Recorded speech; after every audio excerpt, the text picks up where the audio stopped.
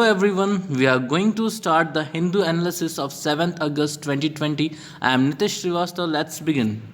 So RBI has announced its monetary policy and it has kept its policy rate unchanged. So what is this policy rate? Policy rate is a rate of interest on which RBI grants loan to banks. It has kept it at 4% only. The policy prescription can be categorized on seven pillars. First is the bank allowed to restructure a stressed corporate and MSME loan. What is a stressed loan?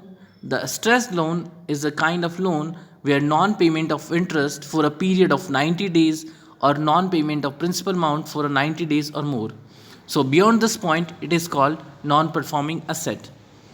It is termed as special mention account, and when this special mention account remains less than 12 months, it is known as sub-stressed asset.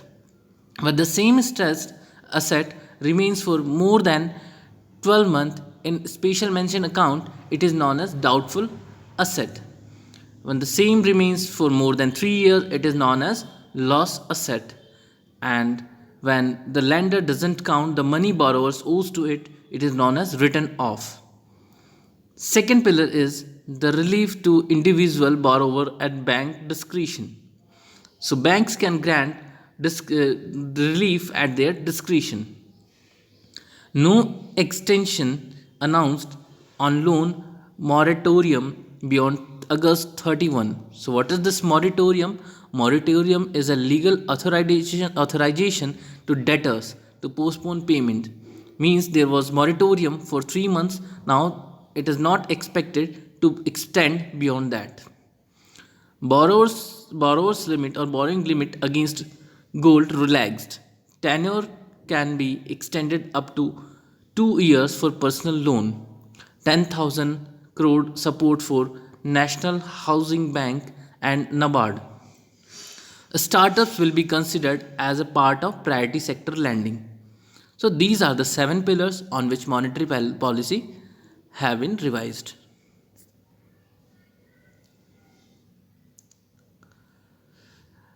It is an article written by Harsh Mandir, and he is a human right worker, writer, teacher. The theme is an invisible humanitarian crisis in India. He is concerned with India's laboring poor, which have largely appeared from newspaper and television screen. No one is discussing about the condition of migrants. The collective indifference of state and rich and middle class means they are not bothered for the condition of poorers and downtrodden section. Government has stopped food distribution.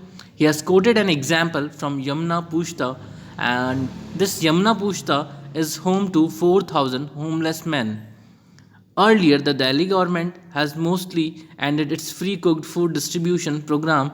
At the peak of the program, about 10 lakh people were being fed in over 1,000 centers. So once this program, the government has ended their program. So now it is a question mark how the people will feed themselves. Next, he is concerned with the migrant families. There are communities in the countryside, in forest, desert, hill, river, islands, and Dalit ghettos, who even in normal times survived on the edge of hunger. They used to depend on remittances from migrant for their survival. Today they have to feed the migrant who returned. So earlier the person who was feeding to his family from their urban center by working in urban center, now the same person is actually dependent on their family for their survival. He has emphasized how this informal workers or how this informal sector is more prone to this hunger like situation. Millions of new entrants into rank of hungry, including lead of employees of small enterprise and eateries, domestic worker, sex worker, worker in gig economy. Gig economy is a type of economy where people are hired for short period of time, and even teachers in low income private schools and those taking private tuitions. So these workers are more vulnerable to poverty and hunger. Children who could earlier children who could earlier uh, depend on the school or preschool now being sent out to work. The people or the children were earlier fed by the midday meal schemes. So they are more vulnerable, they are more affected because of this whole scenario. It is also a public policy failure. The United Nations University paper estimate that 400 million new workers are at the risk of slipping into extreme poverty.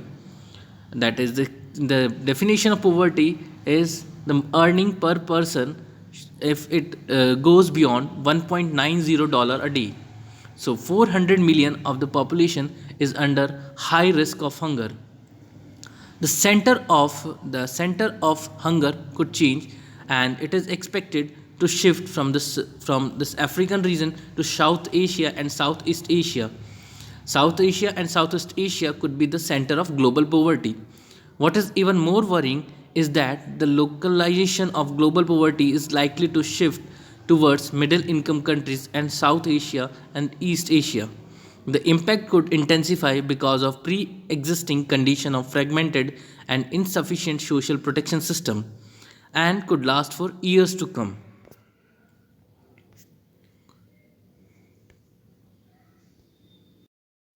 The senior level government is accepting the hunger.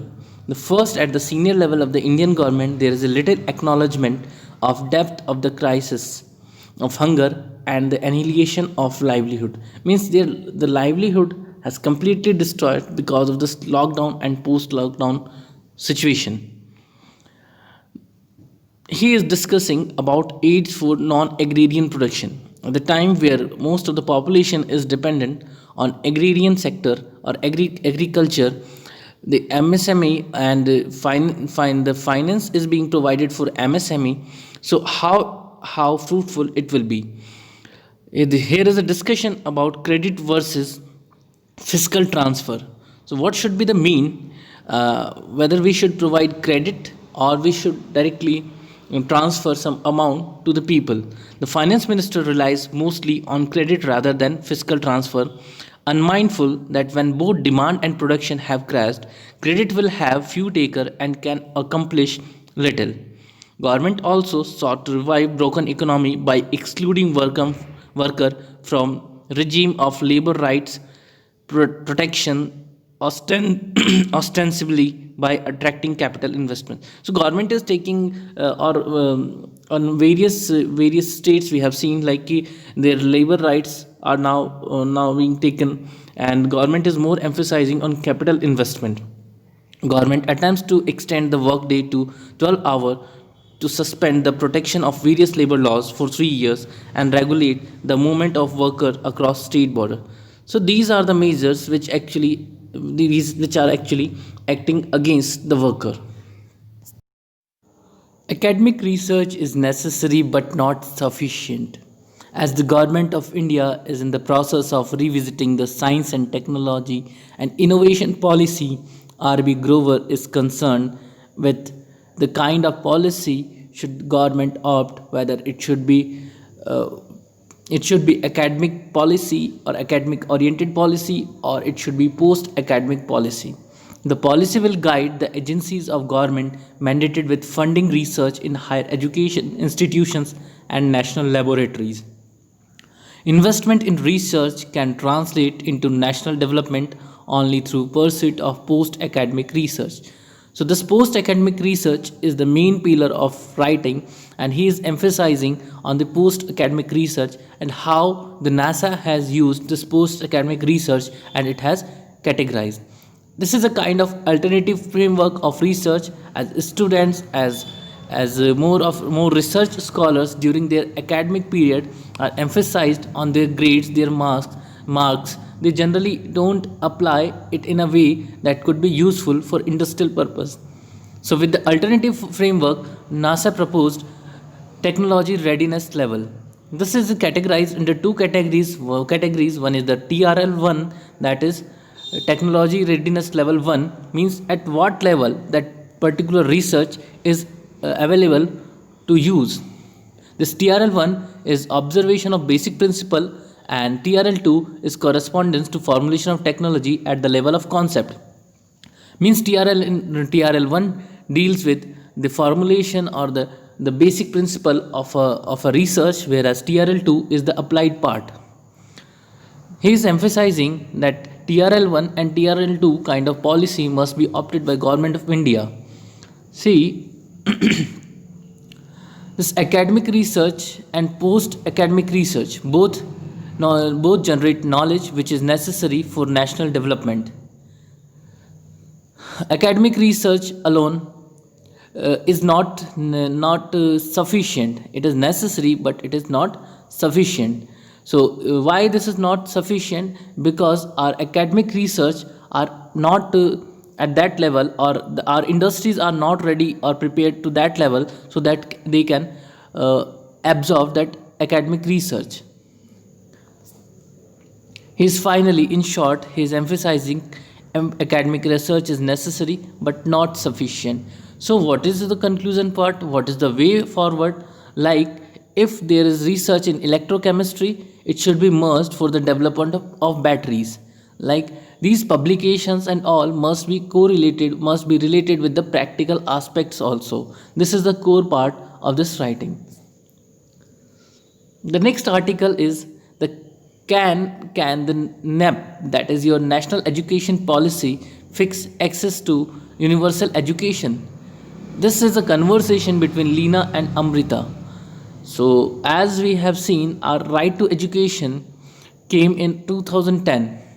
So right to education was already in 2010. So why we are reintroducing our national education policy, and actually we are taking another 10 year for as a deadline for 100% enrollment.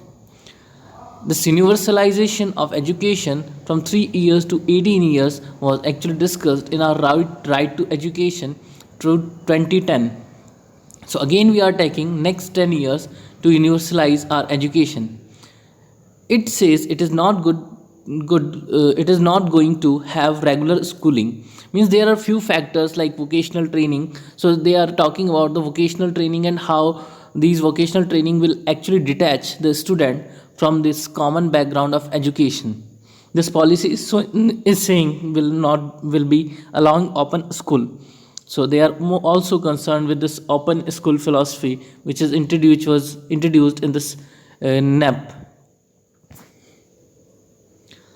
The clubbing of 3 years of ECCE, early childhood care education, with grade 1 and 2 of primary school, and then calling this foundational literacy and numeracy mission, it is so worrying, because we know that an Anganwadi worker is not professionally trained to be a teacher. Means they are more bothered with the kind of informalization of the education. In the last 25 years, we had nearly 50% private schools in education and nearly 70% of enrollment in higher education in private hands. If government is ready to spend 6% of GDP as per Kothari Commission recommendation, what about the concern on the proposal to create school complexes? There is no mention of school complexes. And by this proposed policy of 5 plus 3 plus 3 plus 4 school structure, it has triggered apprehension that it could lead to exit at each stage. Means in earlier it was at the 10 plus 2, we have observed like the dropout rates were at the 10 plus 2 level, means at the 10 level or either at the plus 2 level. So the breaking at the different level in the structure could trigger the more dropouts. The NEP advocates equitable and inclusive education, but there is no mention of common school curriculum. Even the proposal to impart education in the mother tongue is open-ended. Wouldn't these broaden inequities? So state government have actually decided that teaching will happen in regional language. Suppose here they are talking about an example. If the person is deployed in Karnataka, southern side of Karnataka, Kannada region, and if he will be deployed to some Maharashtra border, so the language within that state language is totally different. So this is a major concern which government should take in their consideration. It should be possible for a school in a certain community to teach student in dominant language, but there is another problem as the state government transfer teachers. The whole idea is try to set state government to allow local school to teach in their own language by hiring local teacher. How far we will success remain to be seen. There is an exodus towards CBSE board in many states, but that is partially because state boards are quite weak. Means more and more state boards are actually moving towards this policy or this kind of policy adoption for the CBSE, but this has to be seen like why they are moving. They are moving because state boards are quite weak. State Council of Education and Research Institutes must be strengthened. This is the point of concern and which must be discussed.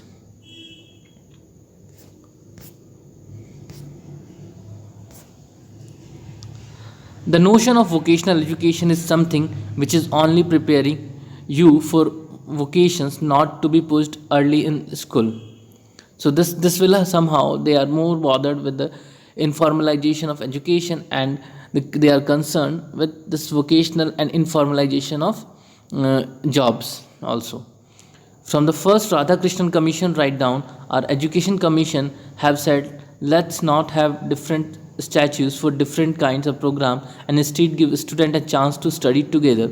Means if you are varying the streams from like class 9, it will actually differ every student. If someone will join different vocational training from class 5 or class 6, they will actually differ from this common path. So this is also a major concern in this national education policy. Our vocational education has no education in it. It is skill based and based on hierarchy between knowledge for some and skill for others depending on this constructed version of what is ability. This needs to be really questioned because we already have many hierarchies within our system. This clubbing together of grade 9 to 12 is extremely worrying and problematic because it says that you will be given vocational courses. Instead of sorting children out, give them a choice to be together, supporting them right through that. There will be a lot of dropping out, pushing them away into vocational course or open school. So they are more bothered with this open schooling system and open schooling like a kind of phenomena. Center has no role in choice of capital. This issue arises when Andhra Pradesh declared its three capital, Amravati as legislative capital, Vishakhapatnam as executive capital, and Kurnool as judiciary capital. The center has filed its affidavit in response to writ petition filed by Polri Srinivasa Rao of Prakam district on March 29, 2018 under Article 226. Means this is the major concern when the Amravati, earlier it was announced that Amravati will be the capital of Andhra Pradesh, but later it is actually it was announced that it will be in three parts, like the legislative capital will be different, Vishakhapatnam capital will be executive and Kurnool capital will be judiciary one. So it caused a major concern for the farmers of Amravati because they granted lot of land to the governments in favor of capital shift. Manoj Sinha appointed as Jammu and Kashmir LG and Murmu as CAG.